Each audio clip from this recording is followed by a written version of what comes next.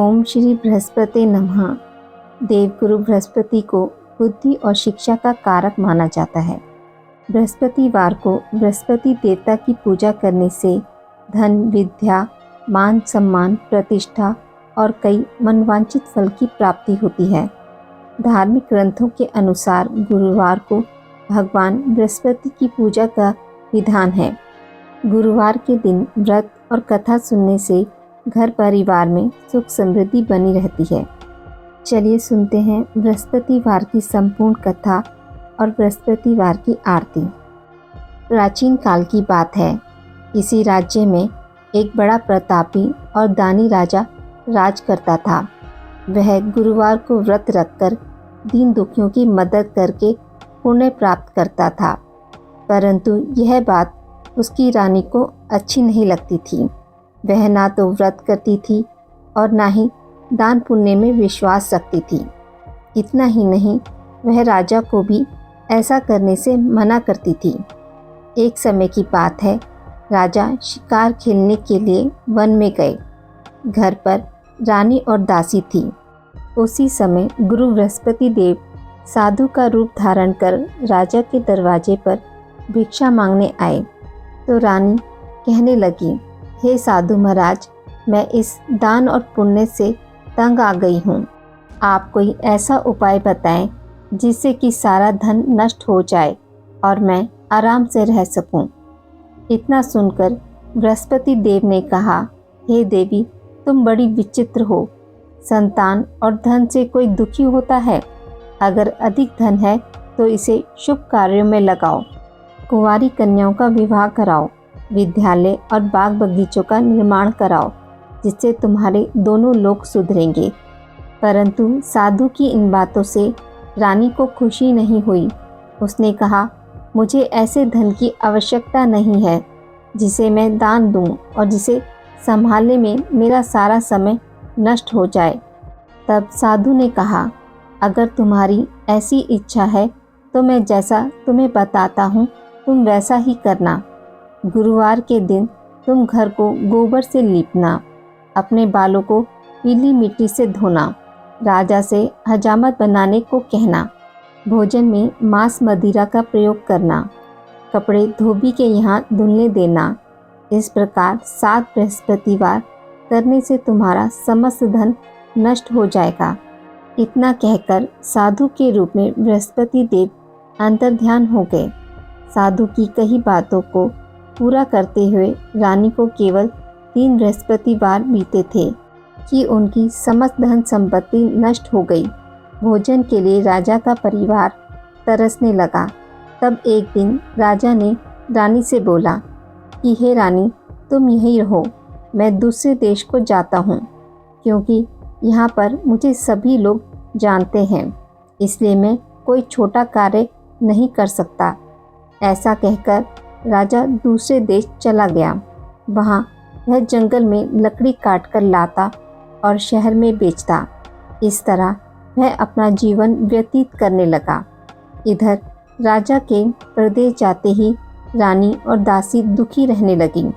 एक बार जब रानी और दासी को 7 दिन तक बिना भोजन के रहना पड़ा, तो रानी ने अपनी दासी से कहा, हे दासी, पास के नगर में मेरी बहन रहती है, वह बड़ी धनवान है। तू उसके पास जा और कुछ ले आ, ताकि थोड़ी बहुत गुजर बसर हो जाए। दासी रानी की बहन के पास गई।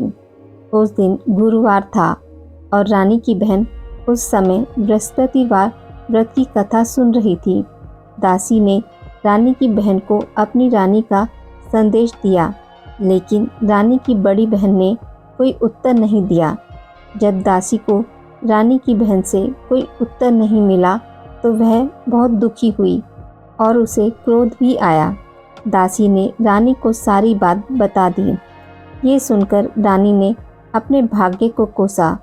उधर रानी की बहन ने सोचा कि मेरी बहन की दासी आई थी, परंतु मैं उसे नहीं बोली, इससे वह बहुत दुखी हुई होगी। कथा सुनकर और पूजा समाप्त करके वह अपनी बहन के घर आई और कहने लगी, हे बहन, मैं बृहस्पतिवार का व्रत कर रही थी।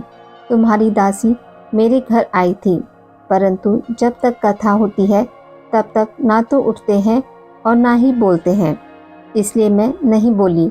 बताओ दासी क्यों आई थी? रानी बोली, बहन तुमसे क्या छुपाऊं, हमारे घर में खाने तक को अनाज नहीं है। ऐसा कहते कहते रानी की आंखें भर आई। उसने अपनी दासी समेत पिछले 7 दिनों से भूखे रहने की पूरी बात अपनी बहन को बता दी। देखो बहन, भगवान बृहस्पति देव सबकी मनोकामना पूर्ण करते हैं। देखो शायद तुम्हारे घर में भी अनाज रखा हो। पहले तो रानी को विश्वास नहीं हुआ, पर बहन के आग्रह करने पर उसने दासी को अंदर भेजा तो उसे सचमुच अनाज से भरा एक घड़ा मिल गया। यह देखकर दासी को बड़ी हैरानी हुई। दासी रानी से कहने लगी कि हे रानी, जब हमको भोजन नहीं मिलता तो हम व्रत ही तो करते हैं, इसलिए क्यों ना इनसे व्रत और कथा की विधि पूछ ली जाए ताकि हम भी व्रत कर सकें। तब रानी ने अपनी बहन से बृहस्पतिवार व्रत के बारे में पूछा। उसकी बहन ने बताया, बृहस्पतिवार के व्रत में चने की दाल और मुनक्का केले की जड़ में अर्पित करें तथा दीपक जलाएं, व्रत कथा सुनें और पीला भोजन ही करें। इससे बृहस्पति देव और भगवान विष्णु प्रसन्न होते हैं। व्रत और पूजा की विधि बताकर रानी की बहन अपने घर लौट आई। 7 दिन के बाद जब गुरुवार आया तो रानी और दासी ने व्रत रखा। वह गुड़साल में जाकर चना और गुड़ लेकर आई। फिर उसने केले की जड़ तथा भगवान विष्णु की पूजा की। अब पीले भोजन की चिंता को लेकर दोनों बहुत दुखी हुई। उन्होंने व्रत रखा था, इसलिए बृहस्पति देव उनसे प्रसन्न थे। वह एक साधारण व्यक्ति का रूप धारण कर 2 थालों में पीला भोजन दासी को दे गए। भोजन पाकर दासी प्रसन्न हुई और फिर रानी के साथ मिलकर भोजन ग्रहण किया। उसके बाद वह सभी गुरुवार के व्रत और पूजा करने लगी। बृहस्पति देव की कृपा से उनके पास फिर से धन संपत्ति आ गई, परंतु रानी फिर से पहले की तरह आलस्य करने लगी। तब दासी बोली, देखो रानी, तुम पहले भी इसी प्रकार आलस्य करती थी। तुम्हें धन रखने में कष्ट होता था, इस कारण सभी धन नष्ट हो गया, और अब जब देव बृहस्पति की कृपा से धन मिला है तो तुम फिर से आलस करने लगी हो। रानी को समझाते हुए दासी कहती है कि बड़ी मुसीबतों के बाद हमने ये धन पाया है, इसलिए हमें दान पुण्य करना चाहिए और धन को शुभ कार्यों में खर्च करना चाहिए। इससे तुम्हारे कुल का यश बढ़ेगा, स्वर्ग की प्राप्ति होगी, पितृ प्रसन्न होंगे। दासी की बात मानकर रानी अपना धन शुभ कार्यों में खर्च करने लगी, जिससे पूरे नगर में उसका यश फैलने लगा। बृहस्पतिवार व्रत कथा के बाद श्रद्धा के साथ आरती की जानी चाहिए। इसके बाद प्रसाद बांटकर उसे ग्रहण करना चाहिए। एक दिन राजा दुखी होकर जंगल में पेड़ के नीचे आसन जमाकर बैठ गया। वह अपनी दशा को याद करके व्याकुल होने लगा। बृहस्पतिवार का दिन था। एकाएक उसने देखा कि निर्जन वन में एक साधु प्रकट हुए। वह साधु वेश में स्वयं बृहस्पति देवता थे। लक्कड़हारे के सामने आकर बोले, हे लक्कड़हारे, इस सुनसान जंगल में तू चिंता मगन क्यों बैठा है? लक्कड़हारे ने दोनों हाथ जोड़कर प्रणाम किया और उत्तर दिया, महात्मा जी, आप सब कुछ जानते हैं, मैं क्या कहूँ। यह कहकर रोने लगा और साधु को अपनी आत्मकथा सुनाई। महात्मा जी ने कहा, तुम्हारी स्त्री ने बृहस्पतिवार के दिन बृहस्पति भगवान का निरादर किया है, जिसके कारण रुष्ट होकर उन्होंने तुम्हारी यह दशा कर दी। अब तुम चिंता को दूर करके मेरे कहने पर चलो तो तुम्हारे सब कष्ट दूर हो जाएंगे और भगवान पहले से भी अधिक संपत्ति देंगे। तुम बृहस्पतिवार के दिन कथा किया करो। 2 पैसे के चने मक्का लाकर उसका प्रसाद बनाओ और शुद्ध जल से लोटे में शक्कर मिलाकर अमृत तैयार करो। कथा के पश्चात अपने सारे परिवार और सुनने वाले प्रेमियों में अमृत व प्रसाद बांटकर आप भी ग्रहण करो। ऐसा करने से भगवान तुम्हारी सभी मनोकामनाएं पूरी करेंगे। साधु के ऐसे वचन सुनकर लक्कड़हारा बोला, हे प्रभु, मुझे लकड़ी बेचकर इतना पैसा नहीं मिलता जिससे भोजन के उपरांत कुछ बचा सकूं। मैंने रात्रि में अपनी पत्नी को व्याकुल देखा है। मेरे पास कुछ भी नहीं जिससे मैं उसकी खबर मांग सकूं। साधु ने कहा, हे लकड़हारे, तुम किसी बात की चिंता मत करो। बृहस्पतिवार के दिन तुम रोज़ाना की तरह लकड़ियाँ लेकर शहर को जाओ। तुमको रोज़ से दुगना धन प्राप्त होगा, जिससे तुम भली भांति भोजन कर लोगे तथा बृहस्पति देव की पूजा का सामान भी आ जाएगा। इतना कहकर साधु अंतर्ध्यान हो गए। धीरे धीरे समय व्यतीत होने पर फिर वही बृहस्पतिवार का दिन आया। लकड़हारा जंगल से लकड़ी काटकर किसी शहर में बेचने गया। उसे उस दिन और दिनों से अधिक धन मिला। राजा ने चना गुड़ लाकर गुरुवार का व्रत किया। उस दिन से उसके सभी कलेश दूर हो गए। परंतु जब दोबारा गुरुवार का दिन आया तो बृहस्पतिवार का व्रत करना भूल गया।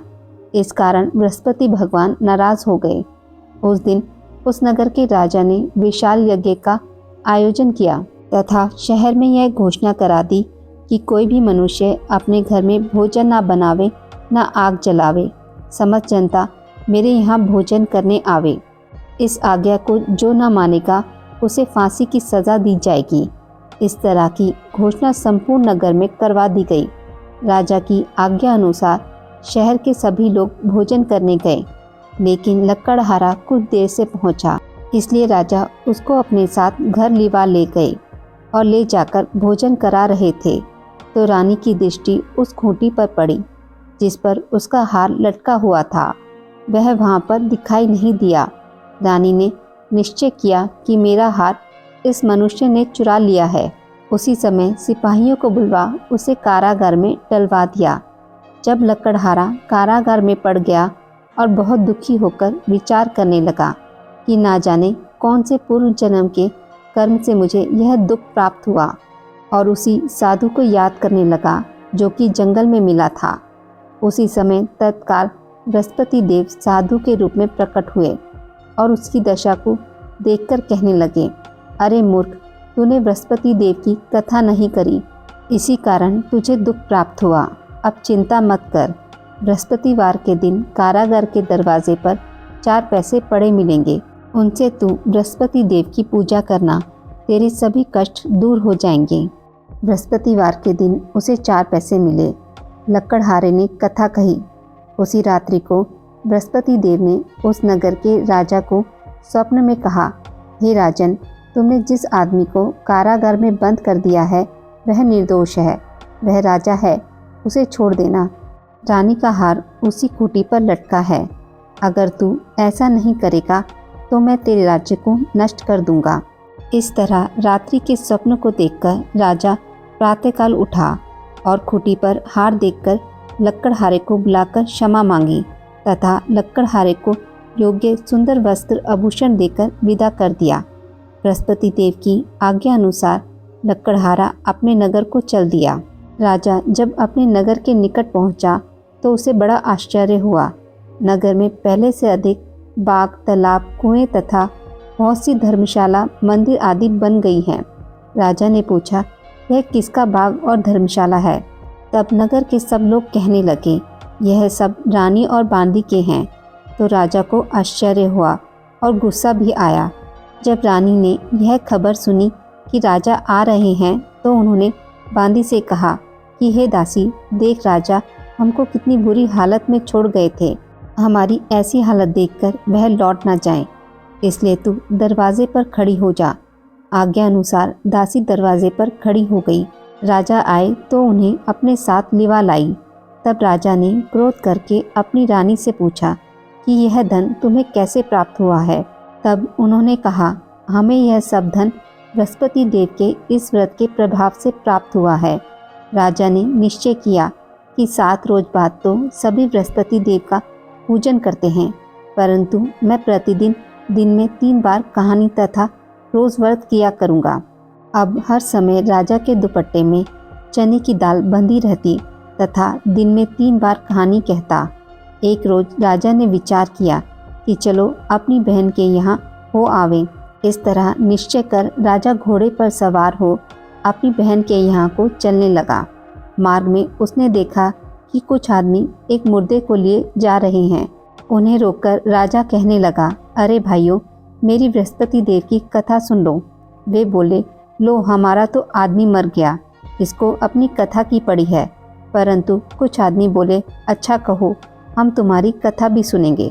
राजा ने दाल निकाली और जब कथा आधी ही हुई थी कि मुर्दा हिलने लग गया, और जब कथा समाप्त हो गई तो राम राम करके मनुष्य खड़ा हो गया। आगे मार्ग में उसे एक किसान खेत में हल चलाता मिला। राजा ने उसे देख और उससे बोले, अरे भाई, तुम मेरी बृहस्पतिवार की कथा सुन लो।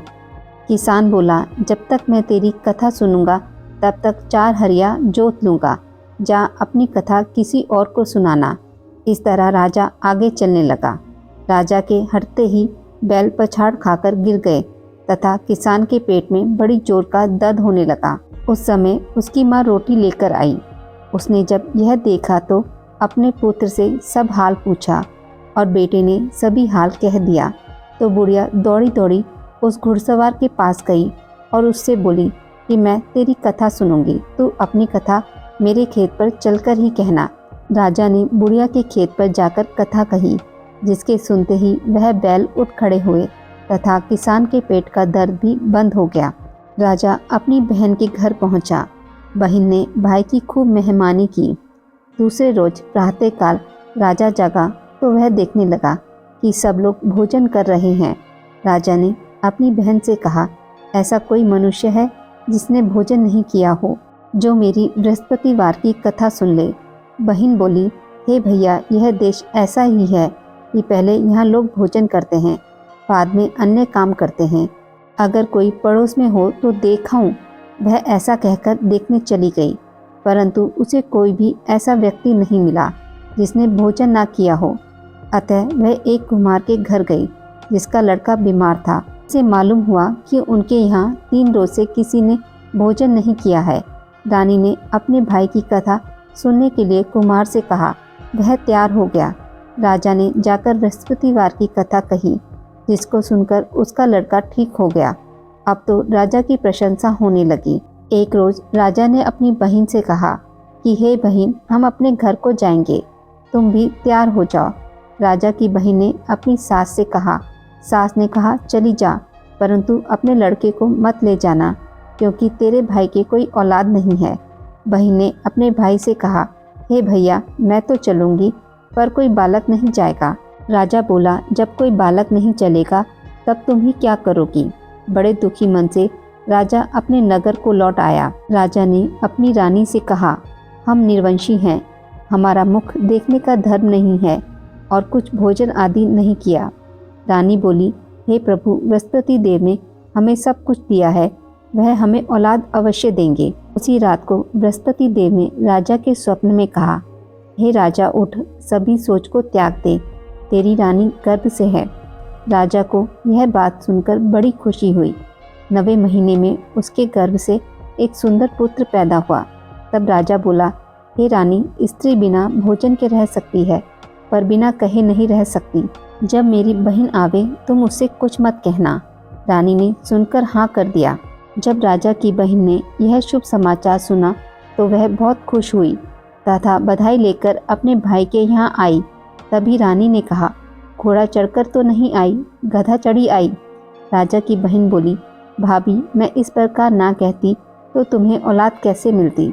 बृहस्पति देव ऐसे ही हैं, जैसी जिसकी कामना हो सभी को पूर्ण करते हैं। जो सद्भावना पूर्वक बृहस्पतिवार का व्रत करता है, एवं कथा पढ़ता है अथवा सुनाता है, दूसरों को सुनाता है, बृहस्पति देव उसकी सभी मनोकामनाएं पूर्ण करते हैं। भगवान बृहस्पति देव उसकी सदैव रक्षा करते हैं। संसार में जो मनुष्य सद्भावना से भगवान जी का पूजन व्रत सच्चे हृदय से करते हैं तो उनकी सभी मनोकामनाएं पूर्ण करते हैं। जैसी सच्ची भावना से रानी और राजा ने उनकी कथा का गुणगान किया तो उनकी सभी इच्छाएं बृहस्पति देव जी ने पूर्ण की थी। इसलिए पूर्ण कथा सुनने के बाद प्रसाद लेकर जाना चाहिए। हृदय से उनका मनन करते हुए जयकारा बोलना चाहिए। बोलो बृहस्पति देव की जय, भगवान विष्णु की जय।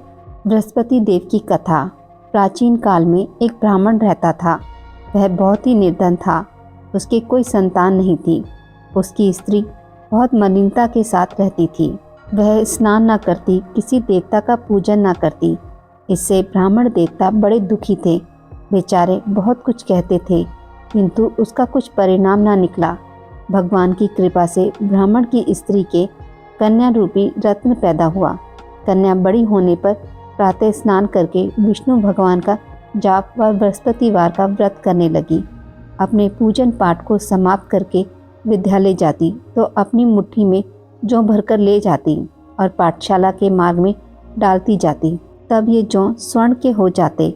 लौटते समय उनको बीनकर घर ले आती थी। एक दिन वह बालिका सूप में उस सोने के जौ को फटकार कर साफ कर रही थी कि उसके पिता ने देख लिया और कहा, हे बेटी, सोने के जौ के लिए सोने का सूप होना चाहिए।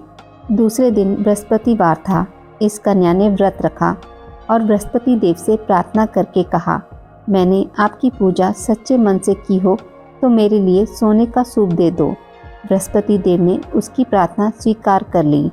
रोजाना की तरह वह कन्या जौ फैलाती हुई जाने लगी।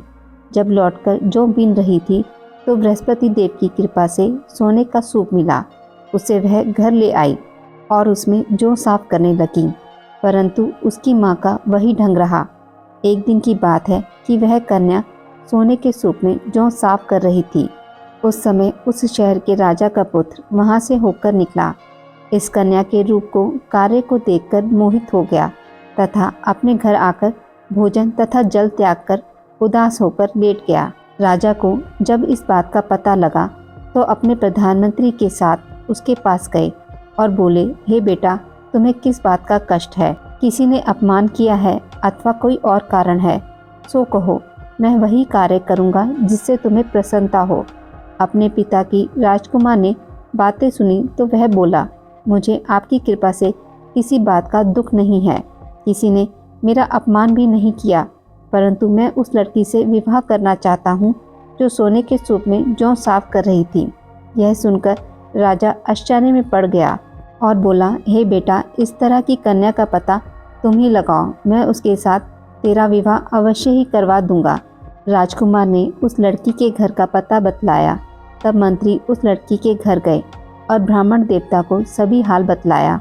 ब्राह्मण देवता राजकुमार के साथ अपनी कन्या का विवाह करने के लिए तैयार हो गए तथा विधि विधान के अनुसार ब्राह्मण की कन्या का विवाह राजकुमार के साथ हो गया। कन्या के घर से जाते ही पहले की भांति उस ब्राह्मण देवता के घर में गरीबी का निवास हो गया। अब भोजन के लिए भी अन्न बड़ी मुश्किल से मिलता था। एक दिन दुखी होकर ब्राह्मण देवता अपनी पुत्री के पास गए।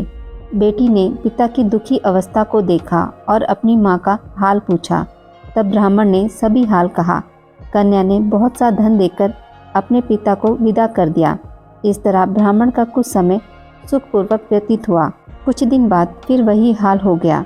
ब्राह्मण फिर अपनी कन्या के यहाँ गया और सारा हाल कहा तो लड़की बोली, हे पिताजी, आप माताजी को यहाँ लिवा लाओ, मैं उन्हें विधि बता दूंगी जिससे गरीबी दूर हो जाए।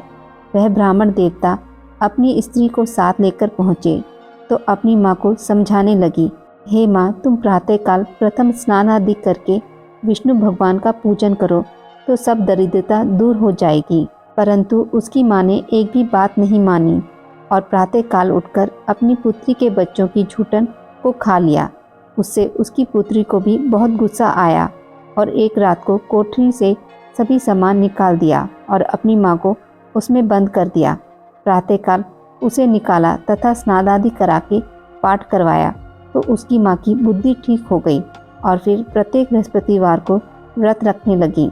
इस व्रत के प्रभाव से उसके माँ बाप बहुत ही धनवान और पुत्रवान हो गए और बृहस्पति जी के प्रभाव से इस लोक में सुख भोगकर स्वर्ग को प्राप्त हुए। सब लोग विष्णु भगवान की जय बोलो। बृहस्पति देव की जय। भगवान बृहस्पति देव की आरती। जय बृहस्पति देवा, ओम जय बृहस्पति देवा। छिन छिन भोग लगाऊं, कदली फल मेवा। ओम जय बृहस्पति देवा। जय बृहस्पति देवा, तुम पूर्ण परमात्मा, तुम अंतर्यामी। जगत पिता जगदीश्वर, तुम सबके स्वामी। ओम जय बृहस्पति देवा, जय बृहस्पति देवा। चरणामृत निज निर्मल सब पातक हरता, सकल मनोरथ दायक कृपा करो भरता। ओम जय बृहस्पति देवा, जय बृहस्पति देवा। तन मन धन अर्पण कर जो जन शरण पड़े, प्रभु प्रकट तब होकर आकर द्वार खड़े। ओम जय बृहस्पति देवा, जय बृहस्पति देवा। दीन दयाला दयानिधि भक्तन हितकारी, पाप दोष सब हरता भव बंधन हारी। ओम जय बृहस्पति देवा, जय बृहस्पति देवा। सकल मनोरथ दायक सब संशय हारो, विषय विकार मिटाओ संतन सुखकारी। ओम जय बृहस्पति देवा, जय बृहस्पति देवा। जो कोई आरती तेरी प्रेम सहित गावे, जेठानंद आनंद कर सो निश्चय पावे। ओम जय बृहस्पति देवा, जय बृहस्पति देवा। सब बोलिए विष्णु भगवान की जय। बोलो बृहस्पति देव भगवान की जय।